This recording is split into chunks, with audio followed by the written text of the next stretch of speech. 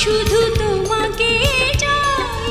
শাবনূর ছিলেন প্রাণবন্ত, কৌতুকপূর্ণ এবং আবেগপ্রবণ চরিত্রে বেশি জনপ্রিয়। তিনি হাসি খুশি এবং মজার চরিত্রে দুর্দান্ত মানিয়ে যেতেন। তার কণ্ঠস্বর ও সংলাপ বলার বিশেষ ভঙ্গি ছিল অত্যন্ত আকর্ষণীয়, যা দর্শকদের আবেগের সঙ্গে গভীরভাবে সংযুক্ত করত, যা তার ছবির প্রতি আলাদা আকর্ষণ করে তুলত। হঠাৎ করে সালমান শাহের রহস্যজনক মৃত্যু বাংলা চলচ্চিত্রের মোড় ঘুরিয়ে দেয়। সালমান শাহের মৃত্যুর আগে মৌসুমী ও শাবনূর দুজনেই তার সঙ্গে সমান তালে জনপ্রিয় ছিলেন।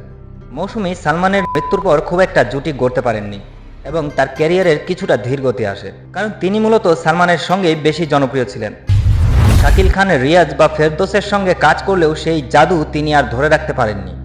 এছাড়াও মৌসুমী জনপ্রিয় হলেও তার অভিনয়ে সেই অতিরিক্ত আবেগময়তা এবং প্রাণচাঞ্চল্য ছিল না। এত কথা বলো না তো, দরকার হলে ছাই খাবো।